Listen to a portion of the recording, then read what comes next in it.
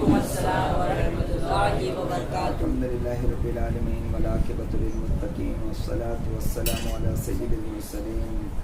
اما بعد فاعوذ باللہ من الشیطان الرجیم. بسم اللہ الرحمن الرحیم. الذی خلق الموت والحیاۃ لیبلوکم ایکم احسن عملا. صدق اللہ العظیم. سبحان اللہ. الصلاة والسلام علیکہ یا رسول اللہ. الصلاۃ والسلام علیکہ یا رسول اللہ. الصلاة والسلام علیکہ یا حبیب اللہ. الصلاۃ والسلام علیکہ یا حبیب اللہ. الصلاة والسلام علیکہ یا نبی اللہ. الصلاۃ والسلام علیکہ یا نبی اللہ. وعلی آلک وعلی آلک اصحابک یا نور اللہ یا نور اللہ. صلی اللہ تعالی علیہ وسلم. صلی اللہ تعالی علیہ وسلم. الحمدللہ کل کے درس میں ہم نے 5 ٹاپک کور کیے تھے الحمدللہ، ہے نا. جس میں سب سے پچھلا ہمارا جو ٹاپک تھا وہ قبر کے اندر جو میت کے پاس تلاوت قرآن کرنے کا ثواب پہنچتا ہے یا نہیں پہنچتا ہے، اس ٹاپک کو ہم نے ختم کیا تھا کل. اور اس کے بعد ہم نے 4 ٹاپک مکمل کیے تھے. ایک تھا موت کے اچھے وقتوں کا بیان، رمضان، عرفہ کا دن، جمعرات کی رات اور دن، اور کون سا دن اور وقت کون سا؟ نہیں وہ تو عمل کرنا ہوا نا. وقت ابھی وقت کی، ہاں جمعہ کے، ایک جمعہ کا دن اور ایک روزے کی حالت، ٹھیک ہے نا. یہ اچھے وقت ہیں. ہاں شب جمعہ اور یوم جمعہ یہ ہو گیا، ٹھیک ہے نا. تو یہ اچھے وقت ہیں جس وقت اگر کسی کو موت آئے تو وہ سعادت مند شخص ہے نا. ویسے ریپیٹ کریں. رمضان کا مہینہ، عرفہ کا دن یعنی 9ویں ذی الحج، ہے نا، یعنی بقر عید سے ایک دن پہلے. تیسرا جمعہ کا دن اور رات، ہے نا. چوتھا روزے کی حالت، ٹھیک ہے نا. یہ اچھے اوقات ہیں کہ جس میں اگر کسی کا انتقال ہو تو اس کے لیے فائدہ مند. اس کے علاوہ آپ نے عمل سنا تھا کہ کس کس عمل کے کرتے وقت انسان کو فائدہ ہوتا ہے. وہ صدقہ دیتے وقت، روزہ رکھ، یعنی کسی بھی نیک عمل کے کرتے وقت اگر کسی کا انتقال کرے تو وہ فائدے میں. اور ایک ٹاپک ہم نے سنا تھا کہ موت کے بعد سب سے جلدی جنت میں پہنچانے والا عمل، نماز کے فوراً بعد آیت الکرسی. یہ کل سے آج تک ہم نے 5 ٹائم نماز پڑھی. کل کا ہم نے درس سنا تھا، عشاء پڑھ لی تھی، ہے نا. اس نے نہیں پڑھی ہوگی تو جا کر پڑھی ہوگی، اور پھر ابھی بھی عشاء پڑھ کر آئے ہوں گے، یا ہو سکتا ہے کسی کی عشاء باقی ہو. تو 5 نمازیں ہم نے پوری پڑھ لی. تو کیا ہم میں سے ہر کسی نے، یہ جواب نہیں چاہیے مجھے، میں صرف پوچھ رہا ہوں، کیا ہم میں سے ہر کسی نے اس چیز پر عمل کیا کہ فرض نماز کے، ہر فرض نماز کے فوراً بعد آیت الکرسی پڑھی؟ تو اگر نہیں پڑھی تو اللہ کے واسطے آپ شروع کرو، ٹھیک ہے نا، انشاءاللہ. پھر ہم نے سنا، ہم نے کل کا 5واں اور آخری ٹاپک تھا انبیاء اکرام اور ان لوگوں کے تعلق سے کہ جن کی جسم کو زمین نہیں کھاتی، ہے نا. ان احادیث کو ہم نے تفصیل کے ساتھ سنا. اب یہ ٹاپک جو ہے اس میں 2-3 حدیثیں رہ گئی. حضرت سیدنا عبداللہ بن عمر رضی اللہ تعالیٰ عنہ روایت کرتے ہیں کہ نبی کریم صلی اللہ تعالیٰ علیہ وسلم نے ارشاد فرمایا، ثواب کی امید پر اذان دینے والا مؤذن خون میں تڑپتے شہید کی طرح ہے. جب اس کا انتقال ہوگا تو اس کی قبر میں کیڑے نہیں آئیں. کیڑے نہیں آئیں گے کا مطلب اس کے جسم کو نہیں کھائیں، کیونکہ جسم کو کیڑے ہی کھا کر ختم کرتے ہیں، تو کیڑے آئیں گے ہی نہیں انشاءاللہ.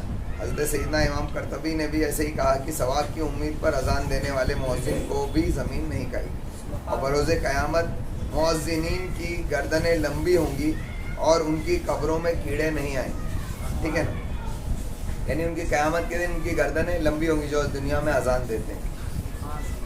اب اسی ٹاپک میں 2 چیزیں اور ہیں. حضرت سیدنا جابر بن عبداللہ رضی اللہ تعالیٰ عنہ روایت کرتے ہیں کہ نبی کریم صلی اللہ تعالیٰ علیہ وسلم نے ارشاد فرمایا، جب حافظ قرآن انتقال کرتا ہے تو اللہ تعالیٰ زمین کو حکم دیتا ہے کہ اس کے گوشت کو مت کھانا. حافظ قرآن، زمین عرض کرتی ہے، اے میرے رب، میں اس کے گوشت کو کیسے کھا سکتی ہوں حالانکہ تیرا کلام اس کے سینے میں. سبحان اللہ. یعنی اگر قرآن اگر آپ سیکھتے ہیں، یاد کرتے ہیں، تو اس کو بھی، اس کے جسم کو بھی زمین نہیں کھاتی. تو آپ سوچیں گے کہ پورا قرآن ضروری ہے، یا کچھ قرآن؟ یہ بھی ایک سوال اٹھتا ہے، کیونکہ اللہ کا کلام تو ایک آیت بھی ہے. تو اگر ایسا ہی ہوگا کہ اگر ایک آیت بھی اگر کسی کو یاد ہے تو اس کے جسم کو اگر زمین نہیں کھائے، تو ایسا تو کوئی مسلمان نہیں کہ جس کو ایک آیت یاد نہیں ہے. الحمدللہ رب العالمین تو یاد ہوتا ہے نا. تو پھر مسلمان کی سب کی قبریں ایسی ہونا چاہیے کہ اس کے جسم کو زمین نہیں کھانا چاہیے. لیکن اس میں ایک پہلو آتا ہے، اللہ تعالیٰ کے کرم سے تو یہی امید ہے کہ ہونا تو ایسا ہی چاہیے، کیونکہ اللہ کا کلام تو اللہ کا کلام ہے، پورا قرآن ہو یا چند آیتیں ہوں، ہے نا. تو یہ فائدہ تو اس کو ملنا چاہیے. لیکن اس میں ایک بڑا بھیانک پہلو یہ ہے، خطرناک پہلو، کہ ایسا تو نہیں کہ آج کل جتنے مسلمان ہیں یہ آیتیں تو یاد ہوتی ہیں تھوڑی بہت، لیکن ایمان پر مر ہی نہیں رہے. ایسا تو نہیں، کیونکہ ایمان پر مرنا شرط ہے، تبھی تو اس کے دل میں جو قرآن ہے وہ کام آئے گا، ہے نا. یہ بھی بڑی خطرناک چیز ہے. اب اس میں یہ میں کسی چیز کو مہر نہیں لگا رہا، یہ ایک سوال اٹھا ہے کہ یہ اس میں سے کچھ بھی ہو سکتا ہے. حضرت سیدنا قتادہ رضی اللہ تعالیٰ عنہ فرماتے ہیں کہ ہمیں یہ بات پہنچی ہے کہ زمین اس جسم پر مسلط نہیں ہوتی جس نے کبھی کوئی گناہ نہ کیا. ایسے بھی جسم پر کبھی مسلط نہیں ہوتی جس نے کبھی کوئی گناہ نہ کیا. اب اس کے لیے تو غوث ہونا پڑے گا، ہے نا. غوث پاک رضی اللہ تعالیٰ عنہ تو پیدائشی ولی تھے، ہے نا. تو ان کے ساتھ ایسا ہو سکتا ہے، ہم جیسے لوگوں کے ساتھ تو ایسا ہو نہیں سکتا. اب آج ایک نیا ٹاپک شروع ہو رہا ہے، اور یہ الحمدللہ آخری ٹاپک ہے اس کتاب کا. آخری ٹاپک ہے، اس کے بعد یہ کتاب ختم مکمل ہو جائے گی انشاءاللہ، ٹھیک ہے نا. لیکن یہ آخری ٹاپک جو ہے میرا جہاں تک خیال ہے 2 یا 3 درس تک چلے، ٹھیک ہے نا انشاءاللہ. اور یہ اتنا پیارا ٹاپک ہے کہ اس ٹاپک میں احتیاط بھی بہت ہے. ہم کہتے ہیں نا روح کے متعلق یہ ٹاپک ہے کہ ایکچوئل میں روح ہے کیا، اس کے تعلق سے اسلام میں کیا ایک سوچ ہے، کیا عقیدہ ہے، اور اس کے تعلق سے کتنا علم اللہ تعالیٰ نے عطا کیا. انشاءاللہ ہم سنیں. امام جلال الدین سیوطی رحمۃ اللہ تعالیٰ علیہ فرماتے ہیں کہ میں نے اس ٹاپک کا اکثر حصہ ابن قیم کی کتاب الروح سے ملخص کیا. ابن قیم کون ہے آپ کو پہلے بھی میں نے بتایا تھا. اب اس پوری کتاب کے اندر انہوں نے ابن قیم اور ابن جوزی کی ساری کتابوں سے کیوں لیا ہے اللہ کو معلوم. یہ ایک عجیب و غریب اتفاق ہے نا کہ اس میں سارے عقائد اہل سنت کے اور جتنے بھی قول نقل کیے گئے زیادہ تر جو ہے وہ ائمہ اہل حدیث کے، ہے نا. وہ اہل حدیث کے ائمہ نہیں ہیں، ائمہ اہل سنتی ہیں، لیکن ان کے ہیں کہ جن کو اہل حدیث اپنا امام مانتے ہیں. حضرت سیدنا عبداللہ بن مسعود رضی اللہ تعالیٰ عنہ بیان کرتے ہیں کہ پیارے مصطفیٰ صلی اللہ تعالیٰ علیہ وسلم کے ساتھ مدینہ شریف کے ایک ویرانے میں جا رہا تھا. کون ہے؟ حضور صلی اللہ علیہ وسلم کے ساتھ حضرت عبداللہ بن مسعود رضی اللہ عنہ. کہہ رہے تھے میں جا رہا تھا کہ آپ کھجور کے ایک تنے سے ٹیک لگا کر بیٹھے آرام کے لیے، تو وہاں چند یہودی آ گئے اور ان میں سے آپس میں بات کرنے لگے کہ ان حضرت محمد صلی اللہ تعالیٰ علیہ وسلم سے روح کے متعلق پوچھتے ہیں. ان کو معلوم تھا یہ حضور صلی اللہ علیہ وسلم، تو انہوں نے آپس میں بات کی کہ ان سے روح کے بارے میں پوچھتے ہیں. پتہ ہے کیوں پوچھ رہے تھے وہ؟ کیونکہ ان کی جو کتابیں تھیں نا، یہودیوں کو جو کتابیں دی گئی تھیں جو حضرت داؤد علیہ السلام پر نازل ہوئی، موسیٰ علیہ السلام پر توریت نازل ہوئی، اس میں بھی روح کے متعلق اسٹاپ کر دیا گیا، کچھ بتایا نہیں گیا. یعنی روح کے متعلق جو علم ہے اس کو مخفی رکھا گیا تھا، چھپا کر رکھا گیا تھا. تو انہوں نے سوچا یہ بھی اگر اللہ کے نبی ہیں تو ہماری کتابوں میں ہر چیز کا تو علم ہے، اور وہ کتاب کا علم رکھتے تھے وہ لوگ. تو انہوں سوچتے کہ ہر چیز کا علم ہے وہ تو ہم کو پتہ ہی ہے کیونکہ ہمارے پاس بھی تو اللہ کی کتاب ہے، یہ نیا کیا لائے، ایسا سوچتے تھے. ان میں یہ غرور تھا، گھمنڈ تھا کہ اللہ کی کتاب تو ہمارے پاس ہے. لیکن اللہ کی کتاب کے اندر ان کی کتاب میں روح کے بارے میں نہیں تھا زیادہ کچھ ہی نہیں تھا. اس پر ختم، یعنی چیپٹر ہی کلوز کر دیا تھا اللہ تعالیٰ. تو شاید ان کو بتایا گیا ہو، اگر یہ نبی ہیں تو شاید کچھ بتائیں. ہو سکتا ہے ان کے دل میں یہ ہوگا کہ اگر ان سے کچھ پتہ چلے تو ہم ان سے متاثر ہوں، شاید اسلام قبول کریں. تو حضور علیہ السلام کے پاس آئے، انہوں نے آپس میں بات چیت کرنا شروع کیا. کچھ لوگوں نے کہا کہ پوچھتے ہیں، کچھ لوگوں نے کہا مت پوچھو. لیکن آخرکار لوگوں نے پوچھا کہ روح کیا ہے. تو بہرحال انہوں نے کہا یا محمد صلی اللہ تعالیٰ علیہ وسلم، روح کیا ہے؟ آپ ویسے ہی ٹیک لگائے بیٹھے رہے. یعنی جب انہوں نے سوال کیا تو حضور علیہ السلام تھوڑی دیر تک ایسے ہی خاموش بیٹھے رہے. تو حضرت عبداللہ بن مسعود رضی اللہ تعالیٰ عنہ فرماتے کہ مجھے احساس ہوا کہ سرکار علیہ السلام پر وہی نازل ہو رہی ہے، اس لیے سرکار علیہ السلام خاموش ہے. تو جب ایسا ہو چکا تو سرکار علیہ السلام نے فرمایا کہ اور تم سے روح کو پوچھتے ہیں تو تم فرماؤ کہ روح میرے رب کے حکم سے ایک چیز ہے اور تمہیں علم نہ ملا مگر تھوڑا. یعنی لوگوں کو اس کا علم نہیں دیا گیا ہے مگر تھوڑا. روح کے بارے میں لوگوں کے دو گروہ ہیں. ایک گروہ اس کے متعلق کلام ہی نہیں کرتا، یعنی ائمہ کے جتنے بھی گروپ ہیں ان میں دو گروپ ہو گئے روح کے متعلق. ایک وہ گروہ ہے جو کہتا ہے کہ روح کے متعلق کچھ بات کرنا ہی نہیں چاہیے، یعنی اس ٹاپک پر کچھ بولنا ہی نہیں چاہیے. اس میں ایسا کیا ہے پتہ نہیں کہ اس کے بارے میں بولنا نہیں چاہیے. کیونکہ نا اب صوفیہ کرام کہتے ہیں روح کے بارے میں اس لیے نہیں بولنا چاہیے کہ روح کے بارے میں اگر کچھ بھی بولا جائے تو روح حقیقت میں اللہ تبارک تعالیٰ سے بہت زیادہ قریب چیز ہے، بہت زیادہ قریب چیز ہے. دنیا میں کوئی بھی چیز اللہ تبارک تعالیٰ کی مشابہ نہیں ہے نا. اللہ تعالیٰ کو ہم سمجھ سکتے ہیں کیا؟ کسی چیز کی مثال دی جا سکتی ہے کہ جیسے اگر کہا جائے اللہ بڑا ہے نا، وہ اللہ اکبر ہم اس کی عظمت کے حساب سے بڑا کہتے ہیں، سائز کے حساب سے نہیں. اللہ کا سائز ہی نہیں ہے نا. اللہ تبارک تعالیٰ معاذ اللہ رنگ کے اعتبار سے کیسا ہے، جہت کے اعتبار سے کیسا ہے، اور کچھ نہیں کہہ سکتے کیونکہ کسی کو ایک چیز کی مثال ہے ہی نہیں. ایز اٹ از روح کے متعلق بھی ایسا ہی ہے. روح کا بھی نہ تو کوئی جسم بتایا گیا ہے نہ اس کا کوئی رنگ ہے.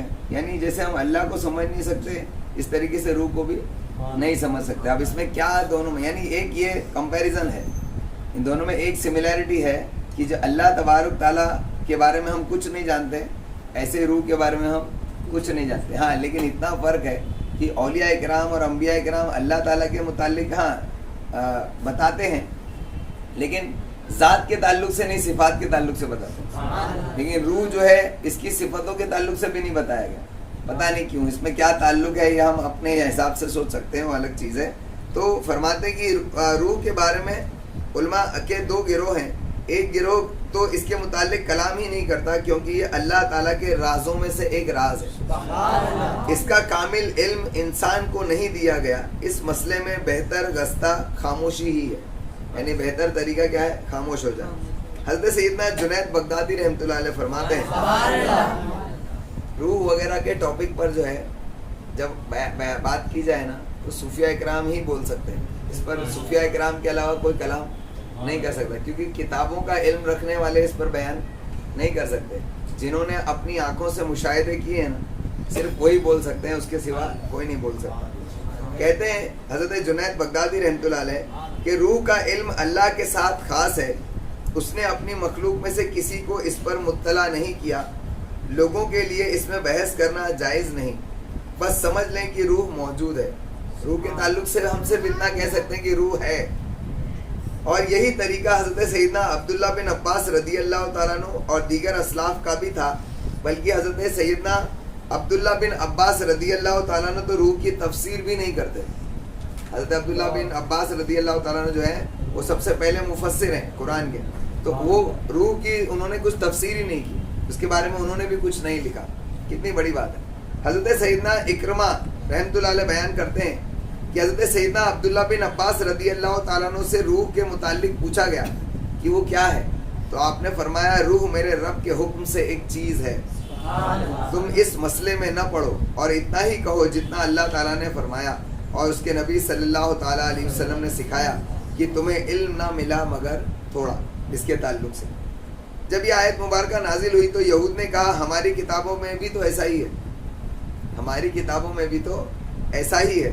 حضرت سیدنا امام جلال الدین سیوطی رحمۃ اللہ علیہ کہہ رہے ہیں کہ میں کہتا ہوں کہ اللہ تعالیٰ نے قرآن مجید اور تورات شریف میں اس مسئلے کو پوشیدہ رکھا اور اپنی مخلوق کو اس کا علم عطا نہ فرمایا تو پھر علم کے سمندر میں غوطہ زن افراد کو بھلا اس کی حقیقت تک رسائی کیسے ممکن ہے. چنانچہ حضرت سیدنا ابو القاسم کشیری سعدی علیہ رحمہ نے ایذا میں فرمایا کہ بڑے بڑے فلاسفہ بھی اس مسئلے پر خاموش ہو گئے اور کہا کہ یہ معاملہ ہم پر واضح نہیں ہے اور نہ ہی عقلوں کو اس تک رسائی.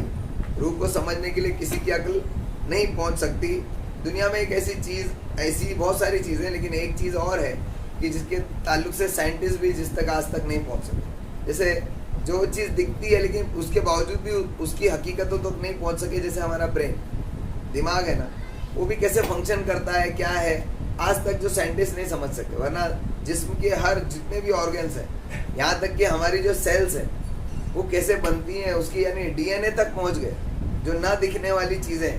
لیکن برین کیسے ورک کرتا ہے ان کو وہ نہیں معلوم آج تک, اس تک آج تک نہیں پہنچے, کیونکہ پورے جسم میں ہر عضو جو ہے اس کی بناوٹ کی جو بنیاد ہے وہ الگ الگ قسم کی ہے. گوشت آپ دیکھتے ہوں گے کیسا ہوتا ہے, چربی دیکھتے ہوں گے آپ کیسا ہوتا ہے, چربی کیسی ہوتی ہے, خون کیسا ہوتا ہے نا. باقی جتنی بھی اور رطوبات جسم کی ہیں وہ الگ الگ قسم کی ہوتی ہے نا.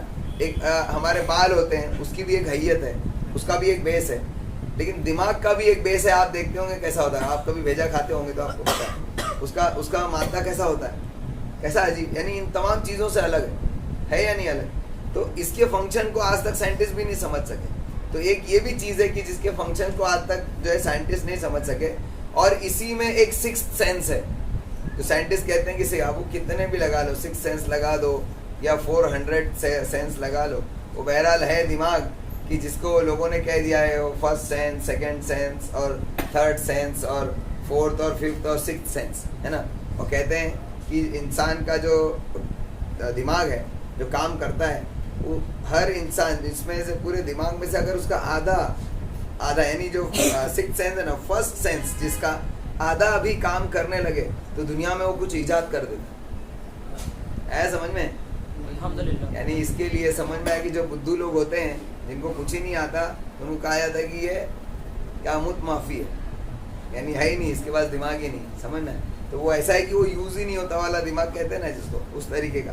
تو کہتے ہیں کہ یہ جو first second third fourth fifth اور سکس سینس ہے, اس میں جو فرسٹ سینس ہے نا, سینس, اس کا آدھا حصہ بھی جس کا حرکت پورا طریقے سے کر جائے تو وہ کچھ نہ کچھ ایجاد کر جاتا ہے. تو سوچو جو سکس سینس جس کا کام کرتا ہوگا تو پھر وہ نہ دکھنے والی چیزوں کو تو دیکھے گا نا. اولیاء کرام کا ایسا ہی معاملہ ہے, تو یہ بھی انسان سمجھ سکتا ہے. تو لیکن روح جو ہے اس کے تعلق سے مطلقاً کسی کو کچھ نہیں معلوم سوائے رب کے کہ اس نے جس کو عطا فرمایا اپنے انبیاء کرام کو. جیسے تقدیر بھی ایسے ہی رازوں میں سے ایک راز ہے, اس راز پر بھی واقفیت نہیں ہے. یوں ہی روح کی حقیقت تک بھی ہمارے علم کی رسائی نہیں. ابن بطال نے کہا کہ روح کا علم مخفی رکھنے میں حکمت یہ ہے کہ مخلوق کو بتایا جائے کہ انہیں جس شے کا ادراک نہیں وہ اسے جاننے سے عاجز اور بے بس ہے. اللہ تعالیٰ نے کچھ چیزوں کو ایسا کیوں رکھا ہے تاکہ انسان کو اپنے علم پر غرور نہ ہو کہ تم کو جتنا بھی علم ہے اللہ تعالیٰ نے عطا کیا, لیکن کچھ چیزیں ایسی ہیں جس میں تم کو کچھ نہیں معلوم.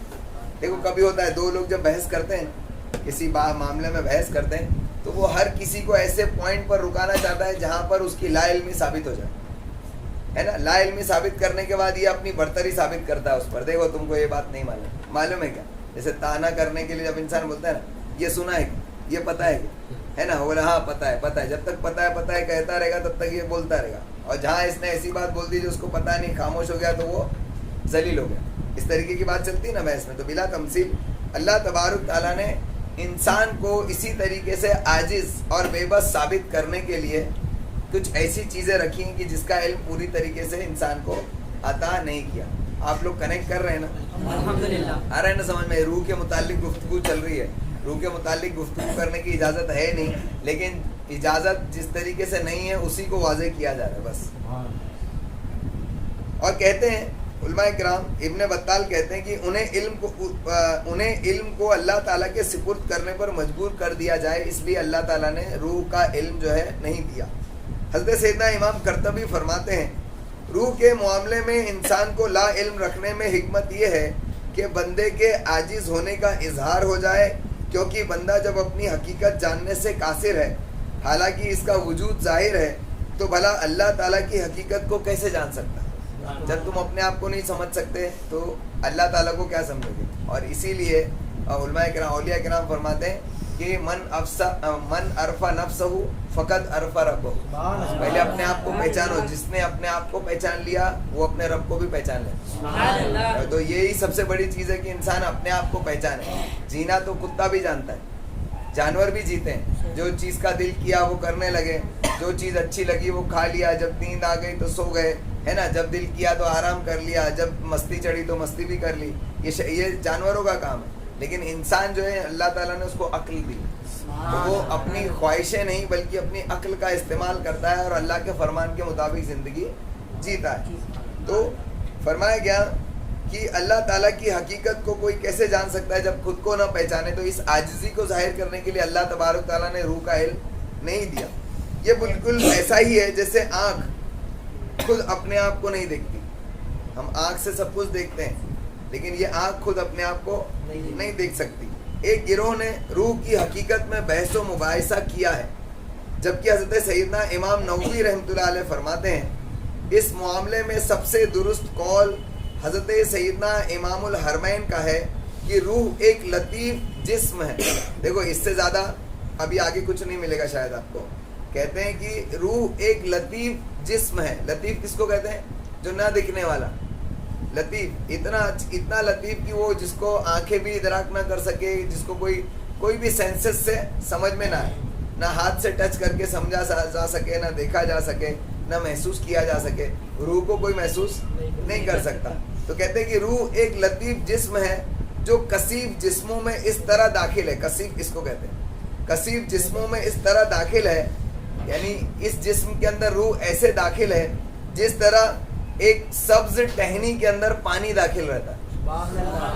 ایک ہری بھری شاخ ہے تو اس میں پانی کہاں کا رہتا ہے؟ سب جگہ رہتا ہے نا. ہری شاخ ہے تو اس کی کن کن کے اندر پانی ہوتا ہے نا. تو اس طریقے سے روح بھی ہمارے جسم کے ہر حصے میں ہوتی ہے, پورے میں روح ہمارے سرایت کرتی ہے. ایک بہت ہی ایک انٹرسٹنگ چیز ہے اس معاملے میں, جو رب تبارک تعالیٰ سے محبت کرتے ہیں اور رب تبارک تعالیٰ کے بارے میں گفتگو کرتے ہیں, تو ایک بہت ہی یعنی کیا کہتے ہیں ایک لذت والی چیز ہے کہ ہر انسان جو اللہ تعالیٰ سے محبت کرتا ہے وہ اللہ کو پانا چاہتا ہے نا. تو اب پائے گا کیسے جب تک اس کا کوئی ایڈریس نہ ہو؟ کچھ تو ایڈریس ہونا چاہیے, کچھ ہنٹس ہونا چاہیے. ایک بہت ہی زبردست ہنٹ ہے اللہ تبارک تعالیٰ جو ہم سنتے ہیں لیکن ہم کبھی بھی اس کی طرف غور نہیں کرتے. آپ نے سنا ہوگا اللہ تبارک تعالیٰ ہر جگہ موجود ہے. اللہ تبارک تعالیٰ ہر جگہ موجود ہے نا. تو اللہ تبارک تعالیٰ کا ہر جگہ موجود ہونا, اور پھر آپ نے سنا ہوگا ہر شے میں اللہ موجود ہے. ہر شے میں اللہ موجود ہے. صوفیاء کرام کچھ اس پر کلام اس طریقے سے کرتے ہیں, ہر شے میں اللہ موجود ہے یا تمام شے اللہ میں موجود ہے. سمجھ میں اللہ ہم کیونکہ انسان ہیں تو ہم اپنے اینگل سے دیکھتے ہیں. جیسے ہم دنیا میں ہیں تو ہم دنیا سے دیکھتے ہیں ہاں وہ چاند ہے, لیکن اگر ہم چاند پہ چلے جائیں تو ہم زمین کو کیسے دیکھیں گے؟ بات ایک ہی ہے, تم یہاں سے چاند کو دیکھو تو وہ بھی حقیقت ہے. اگر ہم چاند پہ چلے جائیں تو چاند سے اگر ہم زمین کو دیکھیں گے تو بھی وہ حقیقت ہی ہوگی, ہے نا. لیکن بس دیکھنے کا نظریہ بدل جاتا ہے. تو یہ دونوں بھی حقیقت ہے. اللہ تبارک تعالیٰ ہر شے میں موجود ہے ہم کہتے ہیں نا, ہے نا.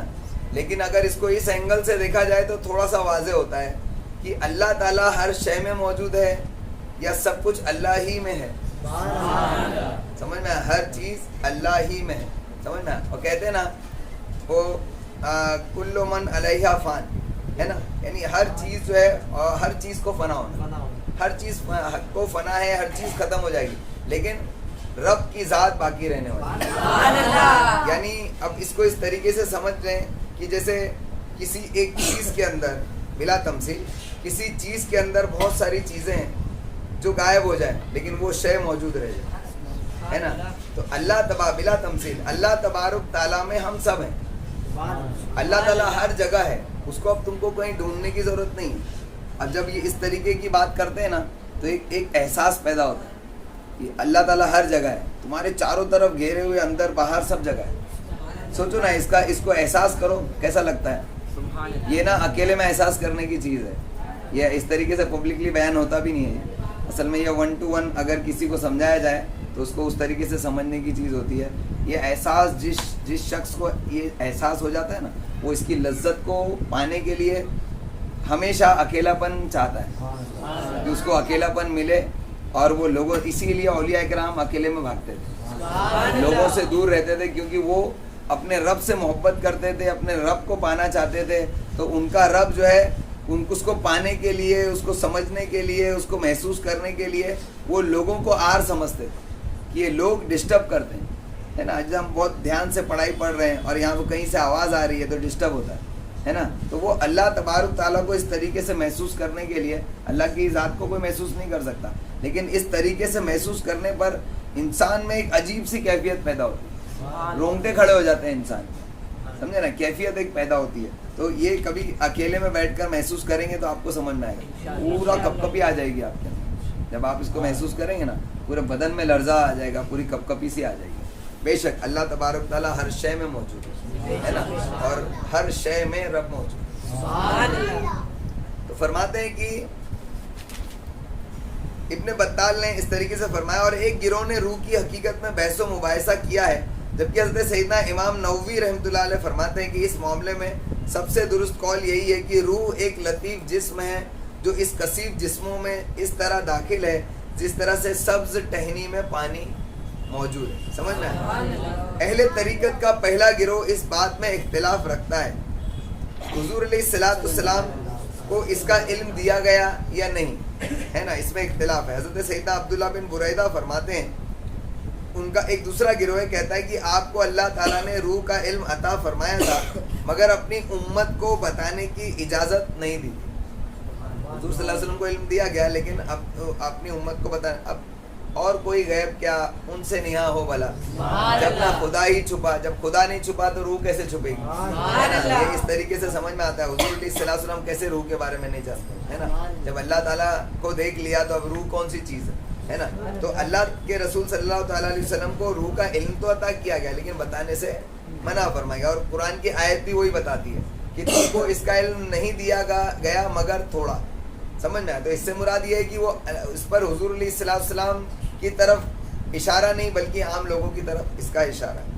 اکثر مسلمانوں کا نظریہ ہے کہ روح ایک جسم ہے, اور کتاب و سنت اور اجماع سے بھی یہی ثابت ہے, کیونکہ آیات اور احادیث میں اس کی وہ صفات بیان ہوئی ہیں جو جسم کی ہوتی ہیں. جیسے بہت دھیان سے سننے کی چیز ہے, کچھ لوگوں کو میں دیکھ رہا ہوں سب یہاں وہاں دیکھ رہے ہیں, دھیان سے سن رہے ہیں نہیں کچھ لوگ, ذرا دھیان سے سنو, کیونکہ اب آئے ہیں بیٹھے ہیں تو کبھی کبھی ایسی گفتگو جو رہتی ہے نا, اس میں ایک ایسی چیز مل جاتی ہے جو اتنی مضبوط ہوتی ہے جو ہم کو ہمیشہ کے لیے جو ہے نا دین میں روکے رکھتی ہے, ہمارے پائے مضبوط کرتی ہے, لیکن شیطان کوشش کرتا ہے کہ ہم اس کو مس کر دیں. سمجھ میں. تو سن لو, مثلا قبض کرنا, چھوڑنا, لینا, نکالنا, نکلنا, آرام پانا, دکھ اٹھانا, جانا, واپس آنا, راضی ہونا, ناراض ہونا, منتقل ہونا, کھانا پینا, سیر کرنا, آرام کرنا, لٹکنا, بولنا, پہچاننا, پہچانوانا وغیرہ وغیرہ, یہ سب وہ صفات ہیں جو کسی عرض کو لاحق نہیں ہو سکتی. اس میں بھی کوئی شک نہیں کہ روح خود کو اور اپنے خالق کو پہچانتی ہے. روح اپنے آپ کو, خود کو اور اپنے رب کو بھی پہچانتی ہے. روح میں یہی کمال ہے, یہ بہت بڑا کمال ہے کہ روح کا اللہ تبارک تعالیٰ سے ایک بہت مضبوط رشتہ ہے, بہت ہی زیادہ مضبوط رشتہ ہے, اور یہ ایک وے ہے رب تبارک تعالیٰ کو سمجھنے کی اور جاننے کی, اور معقولات کو بھی نہیں جانتی. یہ سب باتیں علوم ہیں, اور علوم ارد ہوتے ہیں. اگر روح کو بھی ارد مان لیا جائے تو ارد کا ارد کے ساتھ قیام لازم آئے گا, اور یہ فاسد گفتگو ہے, اور یہ فاسد بات ہے. حضرت سیدنا استاد ابو القاسم قشیری رحمۃ اللہ علیہ فرماتے ہیں, تھوڑا سا گاڑا ہے لیکن سمجھو, روح کا صورتاً اجسام لطیفہ میں سے ہونا ایسا ہی ہے جیسے فرشتے اور جنات لطافت کی صفت سے متصف ہیں. فرشتے ہیں دکھتے ہیں نہیں, جن ہیں دکھتے ہیں, ایسے ہی روح بھی ہے لیکن دکھتی نہیں. تو بس اس کو سمجھنا اس طریقے سے بڑا آسان. درست یہ ہے کہ روح اور نفس ایک ہی چیز ہے. ارشاد باری تعالیٰ ہے, اے اطمینان والی جان اپنے رب کی طرف واپس ہو. اللہ تعالیٰ نے نفس کہا اور کہا کہ اپنے رب کی طرف لوٹ, تو رب کی طرف تو روح لوٹتی ہے. یہاں نفس کو کیوں کہا جا رہا ہے, اس کا مطلب نفس اور روح ایک ہی چیز ہے, ٹھیک ہے. اور ایک اور مقام پر ارشاد فرمایا, اور نفس کو خواہش سے روکو, وَنَهَا النَّفْسَ عَنِ الْهَوَىٰ, ہے نا, کہ اپنے نفس کو خواہشات سے روکو, یعنی اپنی روح کو خواہشات سے روکو. اور کہا جاتا ہے یعنی اس کی روح پرواز کر گئی, فادت نفسہ, یعنی اس کی روح پرواز کر گئی. مطلب یہ ہے کہ یعنی کہا گیا نفس اور اس کا ترجمہ روح کیا جا رہا ہے نا, تو اس کا مطلب روح اور نفس ایک ہی چیز ہے. مطلب یہ کہ روح نکل گئی. بعض اہل سنت کا کہنا ہے کہ جو روح قبض کی جاتی ہے وہ نفس کے علاوہ ہے. اس کی تائید درج ذیل آیت مبارکہ کے تحت ہوتی ہے. دیکھو ابھی کچھ اور تھا اور ابھی کچھ آیات سے کچھ اور ثابت کیا جا رہا ہے. تھوڑا کنفیوزنگ ہوتا ہے, لیکن یہ جو علمی گفتگو سننے والے جو لوگ ہوتے ہیں نا, ان کو اس میں بہت کچھ ملتا ہے. ٹھیک ہے نا, بہت سارے لوگوں کو باؤنسر جائے گا, لیکن بیٹھے بیٹھے پھر بھی سبحان اللہ بولتے رہو. سبحان اللہ. درج ذیل آیت مبارکہ کے تحت حضرت سیدنا عبداللہ بن عباس کی تفسیر سے اس طریقے سے ہے کہ اللہ جانوں کو وفات دیتا ہے اور ان کی موت کے وقت, اور جو نہ مریں انہیں ان کے سوتے میں, پھر جس پر موت کا حکم فرما دیا اسے روکے رکھتا ہے, اور دوسری ایک میعاد مقرر تک اس کو چھوڑ دیتا ہے. کچھ روحوں کو قبض کرتا ہے, کچھ کو جو ابھی نہیں مرنے والی ان کو ان کے سوتے وقت میں قبض کرتا ہے, اور جن کا ابھی وقت باقی ہے ان کو میعاد مقرر تک چھوڑ رکھتا ہے. تو یہ نفس کے اور روح کے ہی تعلق سے.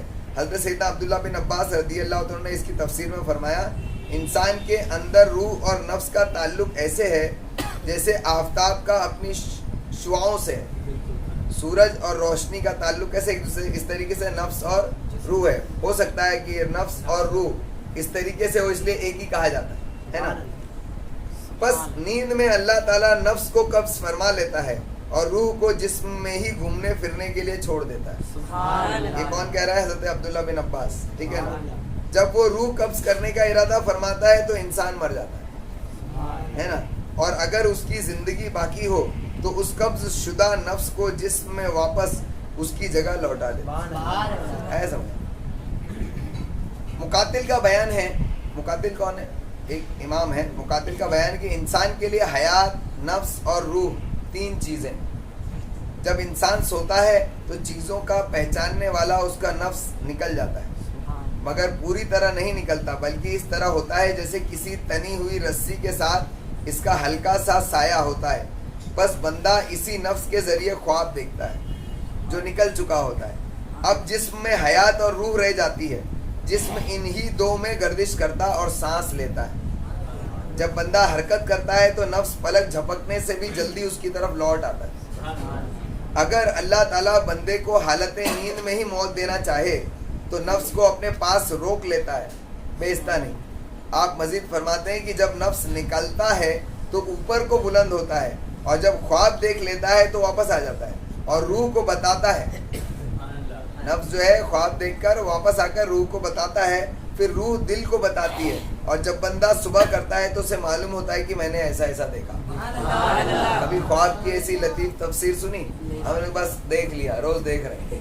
کیسے اس کا کیا پروسیس ہے وہ ہم کو آج سمجھنا ہے. ٹھیک ہے نا انشاءاللہ. حضرت سیدنا وہب بن منبہ فرماتے ہیں کہ انسان کا نفس بھی چوپائیوں کے نفس کی طرح بنایا گیا, چوپایوں کے نفس کی طرح بنایا گیا. خواہشات رکھتا اور برائی کی طرف بلاتا ہے, اور اس کی قیام گاہ پیٹ ہے. وہ نفس جو ہے وہ پیٹ ہے, پیٹ میں ہے. انسان کو روح کے ذریعے فضیلت دی گئی ہے اور اس کا مسکن دماغ ہے. سمجھ میں, بس اسی کے ذریعے انسان زندہ رہتا ہے. یعنی وہ الگ الگ بتا رہے ہیں کہ روح جو ہوتی ہے وہ دماغ میں ہوتی ہے اور نفس پیٹ میں ہوتا ہے. جب مقام الگ الگ ہے تو چیز بھی الگ الگ ہوئی. اور ابھی پہلے کیا سنا تھا, دونوں ایک ہی ہے نا. تو دونوں ایک ہے اس کی, اور اس میں تطبیق کیسے ہوگی؟ دونوں ایک ہے, اس کا مطلب یہ دونوں ایک سے کنیکٹ ہے, لیکن ہے کچھ الگ الگ. ٹھیک ہے نا انشاءاللہ. یہ انسان کو بھلائی کی طرف بلاتی ہے اور اس کا حکم دیتی ہے. اتنا کہنے کے بعد حضرت سیدنا وہب بن منبہ فرماتے ہیں, اپنے ہاتھ پر پھونک مار کر فرمایا, تم دیکھو کہ یہ ٹھنڈی ہے اور یہ روح کی طرف سے ہے. پھر اپنے ہاتھ پر لمبا سانس لے کر فرمایا, دیکھو یہ گرم ہے اور یہ نفس کی طرف سے. ٹھنڈی ہوا پھونکا ایسا تو ٹھنڈی ہوا آئی, کہا یہ روح کی طرف سے. پھر ایک گرم ہوا پھینکی, کہا یہ نفس کی طرف سے. ٹھیک ہے. روح اور نفس کی مثال میاں بیوی کی سی ہے. جب روح دوڑ کر نفس کی طرف جاتی ہے اور دونوں کی ملاقات ہوتی ہے تو انسان سو جاتا ہے, اور جب جاگتا ہے تو روح اپنی جگہ لوٹ آتی ہے. اس کی وضاحت یہ ہے کہ جب تم سو کر جاگتے ہو تو ایسا لگتا ہے گویا کوئی چیز تمہارے سر کی طرف پھیل رہی. جب سو کر اٹھتے ہیں نا وہ اتنا کون دھیان دیتا ہے, سر بھاری بھاری بولتے ہیں نا ہم لوگ, بھاری بھاری رہتا ہے ہلکا سا, بھی تھوڑی دیر میں جو ہے وہ غنودگی جو ہے وہ تھوڑا سا ہوش میں آتا ہے. ایک بار علامہ قمرالزمان خان اعظمی صاحب بیان میں بول رہے تھے, بولے کہ آج ہماری قوم اتنی پچھڑ گئی اور اتنی زیادہ ہم عیش اور عشرت کے دیدادہ ہو گئے کہ صبح کتنے لوگ تو صبح اس طریقے سے کرتے ہیں کہ آنکھ نہیں کھلتی, یعنی اٹھ جاتے ہیں بیدار ہو جاتے ہیں لیکن آنکھ نہیں کھلتی, اور اپنے تکیوں کے نیچے ہاتھ ڈال کر سگریٹ اور ماچس لے کر منہ میں سگریٹ لگا کر, اور جب تک اس کا دھواں فضاؤں میں نہ گھومے تب تک کہ ان کی آنکھیں نہیں کھلتی.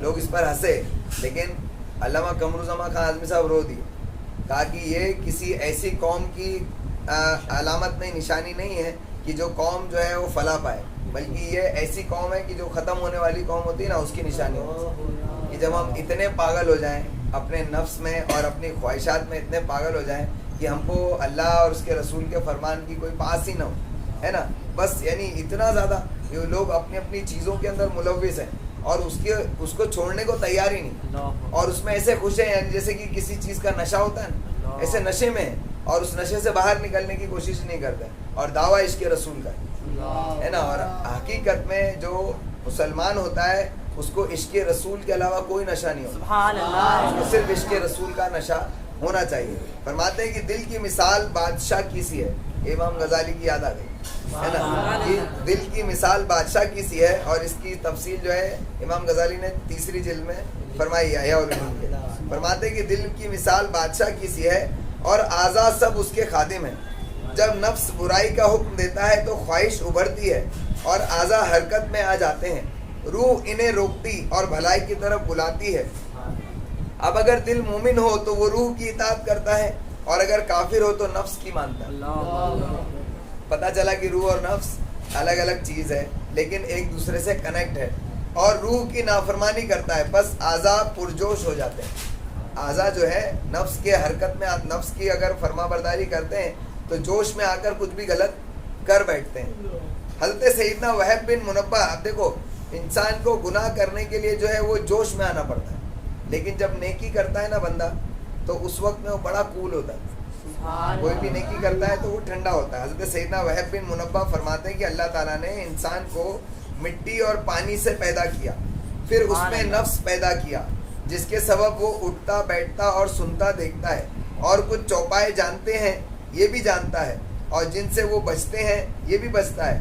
پھر اس میں روح رکھی گئی تو اس کے ذریعے اس نے حق اور باطل اور ہدایت اور گمراہی کے فرق کو پہچانا. پتہ چلا نفس الگ اور روح الگ ہے لیکن ایک دوسرے سے کنیکٹ ہے.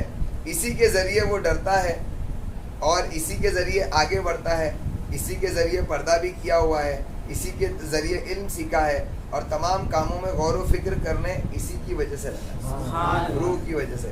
یعنی اگر کسی کی روح مر جاتی ہے, ہوتی تو ہی ہے لیکن جب وہ حرکت میں نہیں ہوتی نا تو اس کو نہ سوچنے کی شعور ہوتا ہے, نہ اس کو فکر ہوتی ہے, نہ غور و فکر کرتا ہے, نہ علم سیکھنے کا اس کے اوپر ہے. صرف نفس اس کا شیر ہو چکا ہوتا ہے, اس کا نفس جو ہوتا ہے نا وہ شیر ہو چکا ہوتا ہے, اور وہ بس نفس کے جو اس کا جس وقت جو دل کرے تب وہ کرتا ہے. یعنی اگر اس کو کھانے کا دل ہے تو وہ خوب کھاتا ہے, اور جب کھا لیا اس کے بعد اگر اس کو نیند آ رہی ہے تو وہ سو جاتا ہے, اور جب آنکھ کھلتی ہے دل کرتا ہے اٹھ جاؤں تو اٹھ جاتا ہے.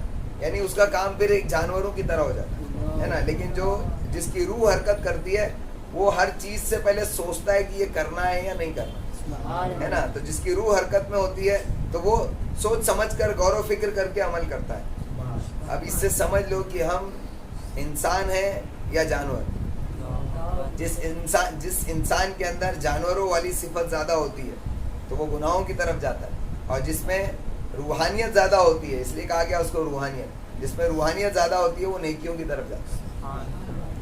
حضرت سیدنا امام مالک رحمۃ اللہ علیہ کے شاگرد حضرت سیدنا عبد الرحمن بن قاسم رحمۃ اللہ علیہ نے فرمایا کہ نفس انسان کی طرح ایک مجسم جسم ہے, یہ بھی ایک قسم کا جسم ہے لیکن لطیف ہے, اور روح بہتے پانی کی طرح ہے.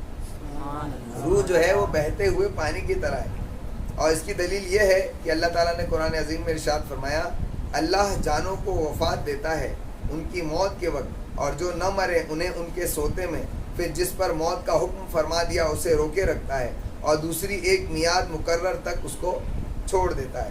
فرماتے ہیں کیا تم سونے والے کو نہیں دیکھتے کہ اللہ تعالیٰ اس کے نفس کو قبض فرما لیتا اور روح کبھی اوپر جاتی ہے اور کبھی نیچے آتی ہے, اس کی سانسیں بھی چل رہی ہوتی ہیں, جبکہ روح مختلف جگہوں پر سیر بھی کرتی ہے اور وہ دیکھتی ہے جسے تم خواب کہتے ہو. روح جو ہے دیکھتی ہے جسے تم خواب کہتے ہو. جب اللہ اسے جسم کی طرف لوٹنے کی اجازت فرماتا ہے تو وہ لوٹ آتی ہے اور اس کے لوٹتے ہی جسم کے تمام اعضاء پھر سے جاگ جاتے ہیں. نفس روح کے علاوہ ہے اور روح باغات میں بہتے پانی کی طرح ہے کہ جب اللہ تعالیٰ کسی باغ کو ویران کرنے کا ارادہ کرتا ہے تو بہتے پانی کو اس سے روک لیتا ہے. یعنی جو باغ ہوتا ہے وہ اسی سے پانی سے ہرا بھرا ہوتا ہے, تو جب پانی روک لیا جائے تو باغ ختم ہو جاتا ہے, سوکھ جاتا ہے. اسی طریقے سے روح کو جب روک لیا جاتا ہے تو جسم سوکھ کے ختم ہو جاتا ہے اور یوں ہی اس کے پھل پھول وغیرہ مر جاتے ہیں. بس یہی حال انسان کا بھی ہے. حضرت سیدنا عبید اللہ بن ابو جعفر فرماتے ہیں, بس ابھی یہ 2 چیز اور سن لیں کیونکہ آج بہت ہیوی ہو گیا, بہت ہی زیادہ ہے, کیونکہ یہ لاسٹ ہے. ہو سکتا ہے کہ کل اور پرسوں یا شاید کل ہم اس کو ختم کریں گے, اس کے بعد پھر انشاءاللہ ایک نئی کتاب سے درس شروع ہوگا اور یہ شرح صدور پورا کرنے کے بعد انشاءاللہ اس کی فاتحہ بھی کریں گے. حضرت سیدنا عبید اللہ بن ابو جعفر فرماتے ہیں کہ میت کو جب چارپائی پر لے کر چلتے ہیں تو اس کی روح ایک فرشتے کے ہاتھ میں ہوتی ہے جو اس کے ساتھ چلتا ہے. پھر جب اس کو نماز کے لیے رکھتے ہیں تو وہ فرشتہ بھی رک جاتا ہے اور جب دفن کرنے کے لیے لے کر چلتے ہیں تو پھر فرشتہ بھی چلنے لگتا ہے. یعنی جہاں جہاں میت رکتی ہے تو روح بھی رک جاتی ہے اور جہاں میت کو لے کر چلنے لگتے ہیں تو روح بھی اس کے پیچھے پیچھے فرشتے کے ساتھ چلتی ہے. اور جب اس کو قبر میں رکھ کر مٹی ڈال دی جاتی ہے تو اللہ اس کی روح کو اس جسم میں لوٹا دیتا ہے تاکہ منکر نکیر اس سے سوال کرے. نکیرین جب اس سے فارغ ہو جاتے ہیں تو وہ فرشتہ اس کی روح کو نکال کر وہاں پہنچا دیتا ہے جہاں اس کے لیے حکم ہوتا ہے. یہ فرشتہ حضرت سیدنا ملک الموت علیہ السلام اور ان کے معاونین فرشتے ہوتے ہیں. حضرت سیدنا شیخ عز الدین بن عبد السلام علیہ رحمہ فرماتے ہیں ہر انسان میں 2 روحیں ہیں. یہ اور ایک عجیب چیز. اور دیکھو علماء اکرام ائمہ اکرام جتنی بھی باتیں بولتے ہیں نا اس کی سب کی دلیل ہوتی ہے اور اس میں سے غلط کچھ بھی نہیں ہوتا. یہ ایک بہت ہی پیاری چیز ہے کہ ائمہ اکرام جو بھی کچھ کہتے ہیں وہ دلیل سے کہتے ہیں اور جو کچھ کہتے ہیں وہ سب سچ ہوتا ہے, بھلے سے ہماری سمجھ میں نہ آئے. کہتے ہیں کہ ایک روح یکجا یعنی جاگتی روح ہے کہ اس کے لیے اللہ تعالیٰ کی عادت جاریہ ہے کہ جب یہ جسم میں ہو تو انسان بیدار رہتا ہے اور جب نکل جائے تو انسان سو جاتا ہے. اور یہ روح خواب بھی دیکھتی ہے. یہی روح ہوتی ہے جو پہلی روح ہے, وہی اگر نکل جائے تو وہ خواب دیکھتی ہے اور وہ سو جاتا ہے. دوسری روح حیات یعنی زندگی کی روح ہے. اس کے لیے اللہ تعالیٰ کی عادت جاریہ ہے کہ جب یہ جسم میں ہوگی تو وہ زندہ ہوگا اور جب جسم سے جدا ہوگی تو مر جائے گا. یعنی کہتے جب روح نکل جاتی ہے تو انسان مر جانا چاہیے, تو پھر جب روح نکل کے عرش پر چلی گئی تو اس کو مر جانا چاہیے تھا. تو اب یہ کون سی روح اس کے اندر باقی رہتی ہے کہ پھر وہ زندہ رہتا ہے؟ تو انہوں نے کہا ایک روح یہ ہے اور ایک روح وہ ہے. سمجھ میں, ایک روح یہ ہے اور ایک روح وہ ہے. اب اس کو آپ تطبیق کریں گے تو کس طریقے سے کر سکتے ہیں پتہ ہے؟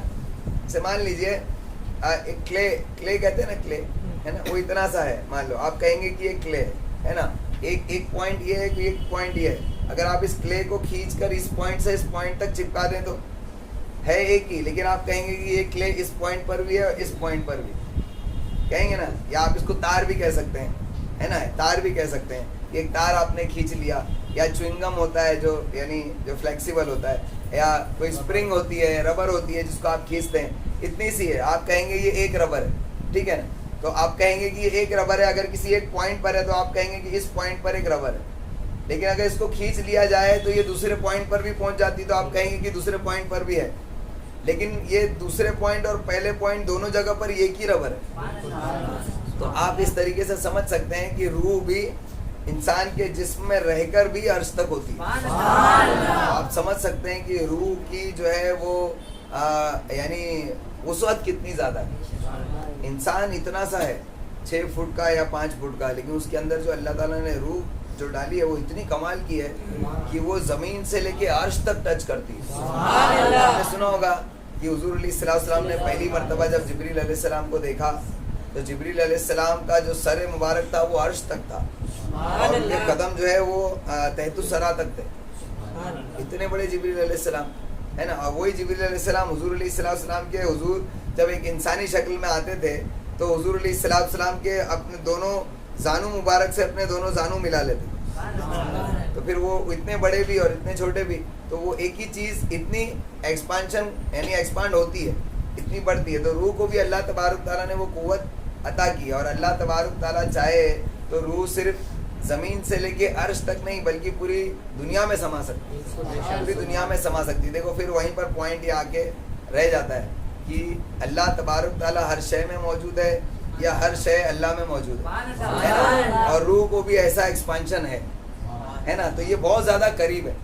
کچھ چیزیں ہوتی ہیں جو کچھ چیزوں سے بہت زیادہ سملر ہوتی ہیں نا, تو بلا تمثیل یہ سننے سے ایسا لگتا ہے کہ روح اللہ تبارک تعالیٰ کی مثل کے حساب سے اگر بولا جائے اس کی کوئی مثل و مثال نہیں, لیکن بہت زیادہ ملتی جلتی چیز ہے, بہت زیادہ ملتی جلتی ہے. تو فرمایا گیا کہ حضرت شیخ عز الدین فرماتے ہیں کہ دوسری روح حیات یعنی زندگی کی روح ہے. اگر یہ جسم سے جدا ہو جائے تو جسم ختم ہو جاتا ہے, جب جسم سے جدا ہوگی تو مر جائے گا, اور جب دوبارہ اس کی طرف لوٹائی جائے گی تب ہی زندہ ہوگا. جیسے قبر میں لوٹائی جاتی ہے تو زندہ ہو جاتا ہے. یہ دونوں روحیں انسان کے اندر ہوتی ہیں, ان کے ٹھکانے کی خبر اسی کو ہوتی ہے جسے اللہ تعالیٰ مطلع فرمائے. یعنی اب جو دیکھ سکتا ہے اللہ والا وہی دیکھ سکتا ہے کہ اس کی روح اس وقت میں کہاں ہے اور کہاں تک ہے. یہ ایسے ہی ہے جیسے ایک عورت کے پیٹ میں 2 بچے ہوں, اس طریقے سے جیسے کسی ایک عورت کے پیٹ میں 2 بچے ہوں. بعض متکلمین فرماتے ہیں, متکلمین کون ہوتے معلوم ہے؟ کلام میں بہت ہی زیادہ علم رکھنے والے, یعنی کلام کرنا یعنی ایگزیکٹ کلام کہتے ہیں نا. اب جیسے ہم لوگ بیان کرتے ہیں کہ لفظ کچھ بھی سلیکٹ کر لیے اس کا کوئی غلط مطلب بھی نکل جاتا ہے, کبھی کبھی کفر بھی ہو جاتا ہے نا. لیکن متکلمین ہوتے ہیں نا, ان کا ایک ایک لفظ ایسا سلیکٹڈ ہوتا ہے نا تو وہ معنی خیز ہوتا ہے, وداؤٹ معنی کے نہیں ہوتا. تو ان کو کہتے ہیں متکلمین. یہ بھی ایک علم ہے اور اس کی بھی ایک ڈگری ہے نا. ان کو امام الکلام آپ سنتے ہیں نا, اعلیٰ حضرت کو کیا کہتے ہیں؟ امام الکلام. اور یہ کلام الامام یعنی امام کا کلام ہے اور کلام کے جو امام ہے اعلیٰ حضرت. تو یہ کلام جو ہے یہ بھی ایک ڈگری ہے, سمجھ میں آیا کہ یہ بھی ایک کیا کہتے ہیں اس کو, کورس کہہ سکتے ہیں, سبجیکٹ ہے, سبجیکٹ ہے.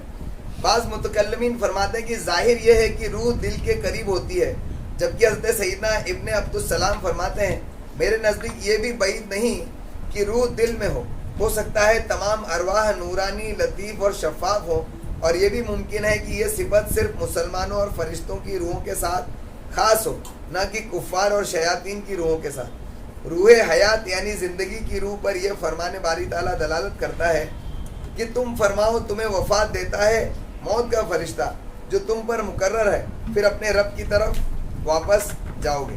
ٹھیک ہے, آج انشاءاللہ تعالیٰ اسی پر ختم کرتے ہیں. بہت ہی زیادہ آج سے زیادہ کبھی بھی گاڑا نہیں ہوا ہے نا. شاید آپ نے اتنا زیادہ ہائی فائی سنا ہے کہ اس سے سمجھ سے وہ پرے, کیونکہ ٹاپک ہی ایسا ہے, ایک ایسی چیز کے بارے میں جس کو کسی نے نہ سمجھا نہ اس کے بارے میں کوئی علم کی بات ہے, تو ہمارے کو کہاں سے سمجھ میں آئے گا. بس سمجھنا یہ ہے کہ ہمارے لیے, ہم جیسے کم علم لوگوں کے لیے اس سے درس کیا حاصل ہوا, روح ایک شے ہے.